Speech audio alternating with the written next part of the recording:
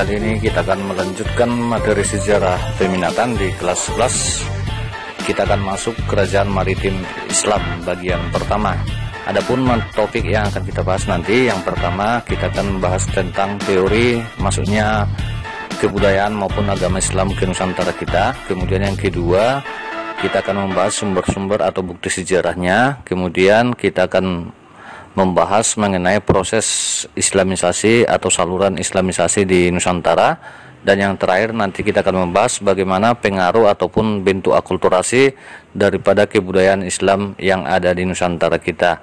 Baik anak-anakku sekalian, dimanapun kalian berada, semoga kalian tetap dalam keadaan sehat dan pastinya tentu semangat mengikuti pembelajaran ini. Nah, mari kita lihat dulu apa saja yang menjadi tujuan pembelajaran kita kali ini. Nantinya anak kami setelah mempelajari materi ini, maka kalian sudah mampu menganalisis kehidupan pemerintahan atau politik, sosial, ekonomi, dan juga kebudayaan kerajaan bercorak Islam, serta bagaimana pengaruhnya bagi kehidupan masyarakat Indonesia pada masa kini. Nah, itu tujuan daripada pembelajaran materi ini. Nah, langsung saja kita perhatikan. Jadi ada 4 yang akan kita bahas. Yang pertama nanti teori masuknya pengaruh Islam ke Nusantara, dan yang kedua sumber sejarah masuknya pengaruh Islam ke Nusantara, yang ketiga proses islamisasi Nusantara, dan yang keempat bentuk akulturasi kebudayaan Islam. Kita bahas yang pertama ya. Nah, yang pertama kita akan membahas teori masuknya pengaruh Islam ke Nusantara. Itu ada 3. Yang pertama disebut dengan teori Gujarat, yang kedua teori Persia, dan yang ketiga teori Arab. Apa saja ini? Bagaimana penjelasannya? Kita ikuti satu persatu. Nah, yang pertama kita akan bahas teori Gujarat. Nah, kalau dikatakan teori Gujarat berarti bahwa pengaruh atau agama Islam dan juga kebudayaan Islam yang ada di Nusantara itu berasal dari Gujarat. Nah, jadi Gujarat ini itu berada di daerah India bagian barat. Nah, jadi India bagian barat itu sangat dekat dengan Arab, sehingga India bagian barat itu nanti sudah menganut agama Islam begitu ya. Nah, jadi teori ini dikemukakan oleh sejarawan Belanda yang bernama Jan Pisnapel, Snodgrass, dan Jan Peere. Nah, menurut mereka bahwa Islam yang ada di Nusantara atau Indonesia ini itu berasal dari Gujarat atau India antara abad ke-7 hingga abad ke-13 Masehi. Nah, jadi kalangan yang berperan membawa agama Islam ini ke Nusantara kita menurut teori ini adalah para pedagang ya. Nah, itu menurut teori Gujarat. Kedua, kita masuk teori Persia ya. Nah, jadi Persia ini ada dari Timur Tengah ya. Nah, jadi ini juga teori ini mengatakan bahwa Islam yang ada di Nusantara itu berasal dari Persia, diperkirakan sekitar abad ke-13. Nah, adapun bukti ataupun dasar teori mereka bahwa peringatan 10 Muharram yang ada di Indonesia itu sama dengan peringatan ya 10 Muharram yang ada di Persia. Selain itu juga adanya kesamaan ajaran Sufi, kesamaan seni kaligrafi pada nisan makam ya. Nah, itu dia menurut teori Persia. Nah, bagaimana dengan teori yang ketiga? Nah, teori yang ketiga yaitu teori Arab. Nah, ini dikemukakan oleh Jacob Cornelis van Leur dan Buya Hamka. Nah, dia mengatakan bahwa Islam yang ada di Nusantara itu datangnya dari bangsa Arab ya. Nah, diperkirakan itu masuk pada abad ke-7 ya. Nah, ya. Nah, adapun nanti bukti-buktinya cukup banyak ditemukan. Misalnya ada nisan pada makam wanita di Gresik, Jawa Timur ya. Nah, yang ditulis dengan huruf Arab bergaya Kufi begitu ya. Nah, itu perlu kalian pahami, ada 3 teori yang meneliti tentang masuknya Islam ke Nusantara kita. Nah, sekarang kita masuk topik atau pokok bahasan yang kedua, sumber sejarah atau bukti sejarahnya. Nah, ini nanti dibagi menjadi 2. Kita bahas dulu yang pertama, yaitu berita dari luar negeri ya. Nah, artinya bahwa sumber sejarah ini kita dapatkan dari luar negeri. Nah, apa saja itu? Nah, ini dia, diperhatikan. Yang pertama, bahwa menurut Marco Polo pada saat dia melakukan penjelajahan samudra. Nah, tahun 1292 Masehi, dia pernah berjumpa dengan orang-orang Islam yang ada di Nusantara kita itu sekitar abad ke-13 ya. Nah, kemudian yang kedua juga kita mendapatkan sumber sejarah dari Cina dinasti Tang 674 Masehi tentang adanya pemukiman Muslim Arab di Barus ya, pantai barat Sumatera. Kemudian juga Mahuan, masyarakat Muslim di pantai utara Jawa Timur pada abad 15 Masehi. Nah, juga didukung oleh catatan Suma Oriental dari Tom Pierce. Nah, penyebaran Islam sudah mencapai ke Pulauan Malaka ya. Nah, Pulauan Malaka itu kalau sekarang itu adalah Malaysia atau Singapura ya. Nah, kemudian kita lihat dulu berita di dalam negeri, artinya bukti sejarah yang ada di dalam negeri kita ya. Nah, ini contohnya makam Fatimah binti Maimun itu ada di Pulau Jawa, makam Malik Al-Saleh itu ada di Sumatera, kemudian makam Maulana Malik Ibrahim itu ada di Jawa, komplek makam Troloyo dan Trowulan itu ada di Jawa Timur ya. Nah, jadi dapat disimpulkan di sini para ahli itu sepakat bahwa proses Islamisasi itu terjadi sekitar abad 14 dan ke-15. Artinya sebenarnya para pedagang-pedagang Islam sudah masuk ke Nusantara kita di abad ke-7 sebenarnya ya, yang dibuktikan nanti dibawa di kerajaan Sriwijaya itu ditemukan yang namanya istilah Jawa Sribusa ya, yang mana istilah itu katanya itu istilah para pedagang daripada Arab begitu ya. Cuman nanti agama Islam itu berkembang pesat di Nusantara kita itu diperkirakan oleh para ahli ini pada abad ke-14 dan ke abad ke-15 begitu. Nah, sekarang kita bahas bagaimana sih proses Islamisasi di Nusantara. Coba kita lihat. Nah, jadi sebelumnya kita bahas, saya perlihatkan dulu, ini dia jalur kedatangan daripada Islam ke Nusantara kita. Itu nanti berasal dari atas ya, masuk ke Selat Malaka ya. Ada yang melalui Selat Malaka, ada juga yang melalui Samudra Hindia ya. Nah, jadi dapat kalian perhatikan di situ titik yang pertama mereka jumpai yaitu daerah Sumatera ya. Nah, yaitu Kerajaan Perla. Itu sebabnya nanti Kerajaan Perla ini kerajaan Islam yang pertama sekali di Nusantara kita ya, yang mana kemudian nanti Kerajaan Perla ini bergabung dengan Samudra Pasai ya. Nah, jadi dapat kalian perhatikan petanya ini ya, jalurnya ya. Nah, jadi Selat Malaka ini sangat strategis sekali ya nak ya. Nah, ternyata dari dulu itu Selat Malaka dilalui oleh jalur-jalur perdagangan internasional.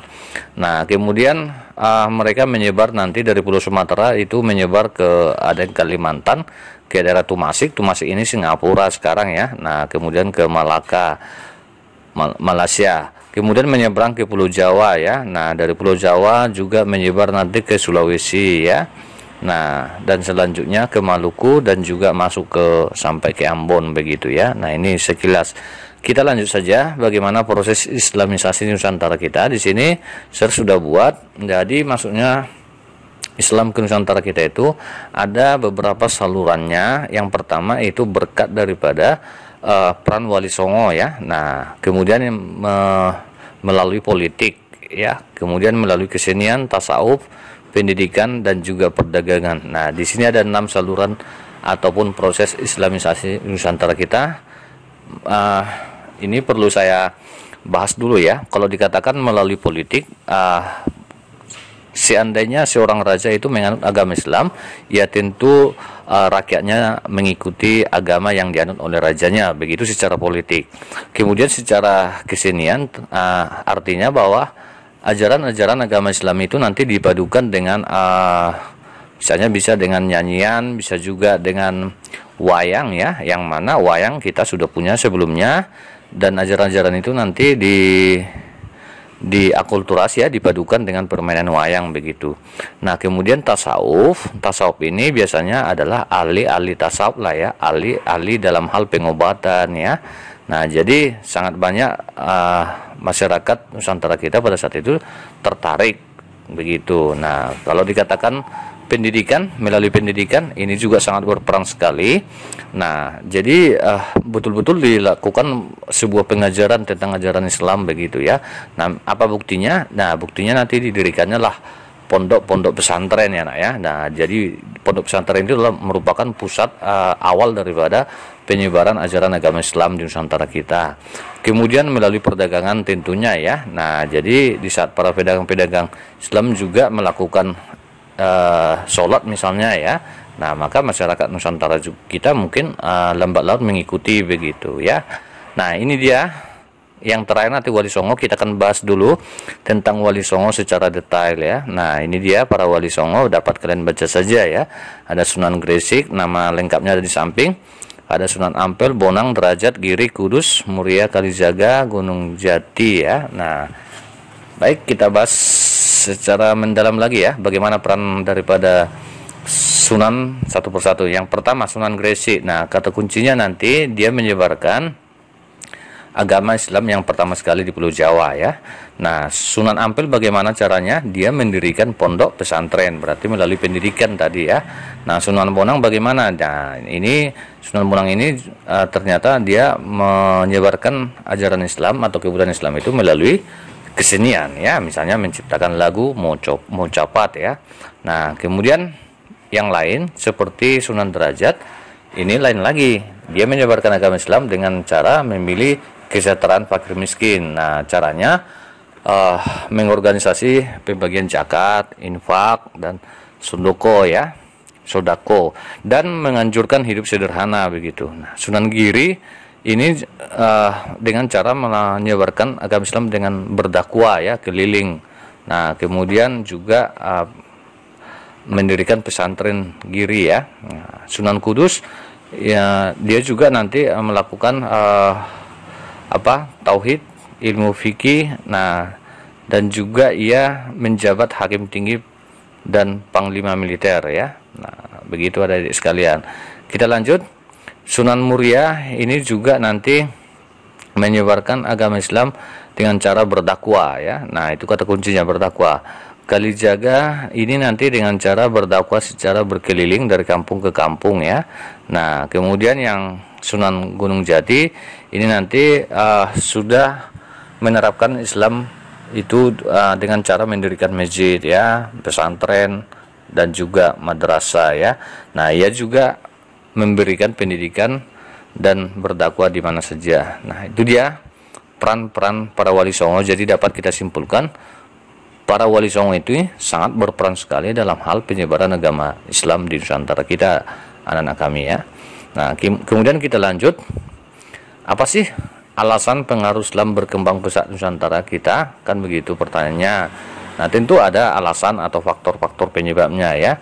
Nah kenapa kalau sekarang ya kan lebih 80% penduduk kita itu kan menganut agama Islam ya.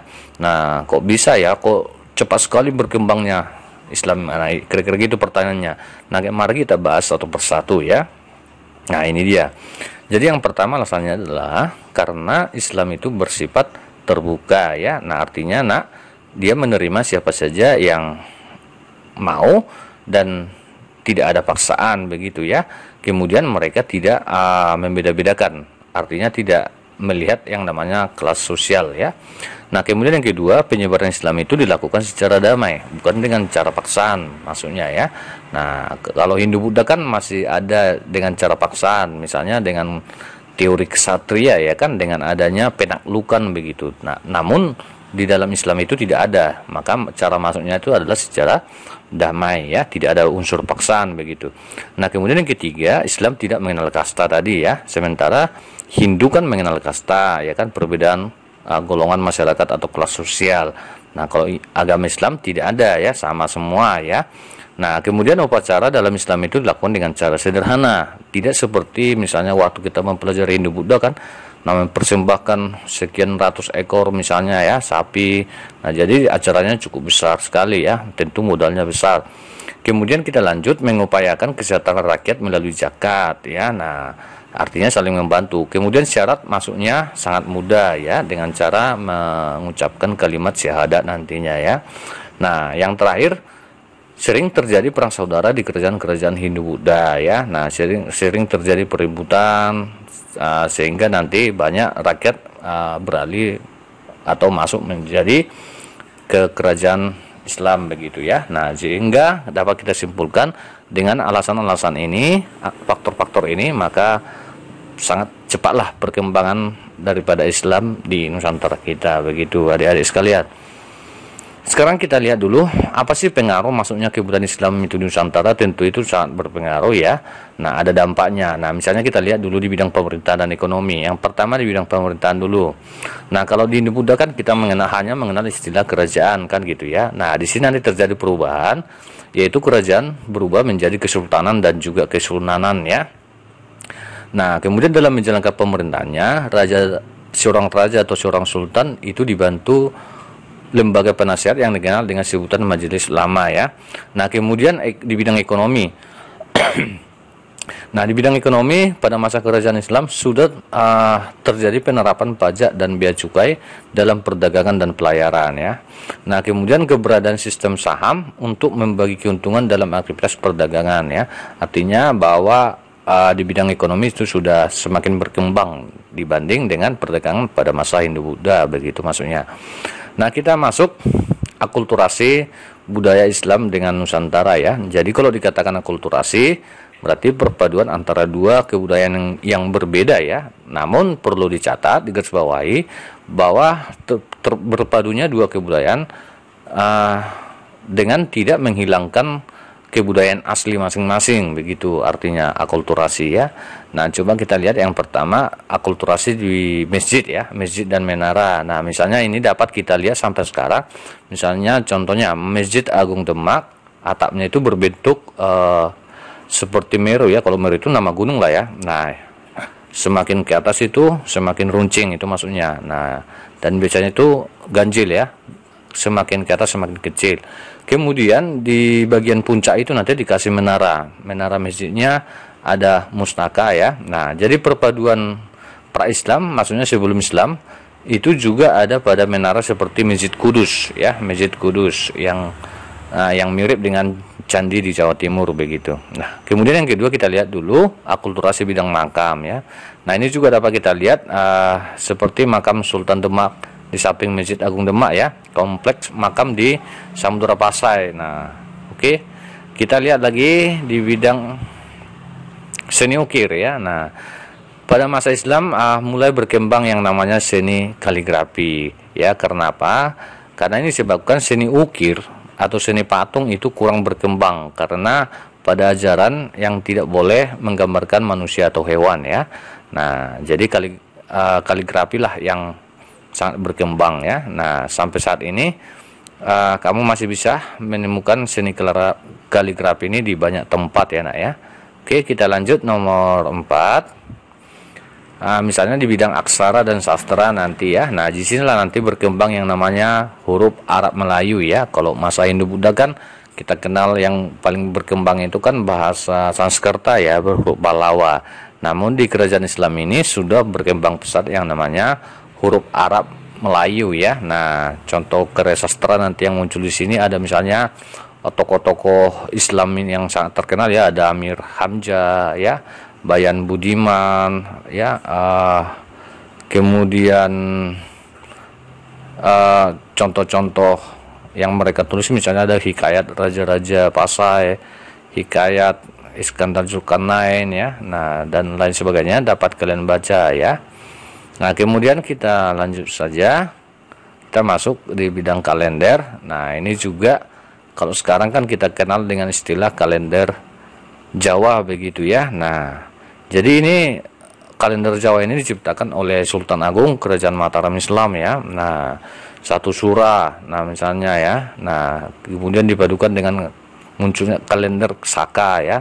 Maka nanti inilah yang melahirkan kalender Jawa ya, yang memiliki nama misalnya Surah, Safar, Mulut ya. Nah, dapat kalian baca saja ya.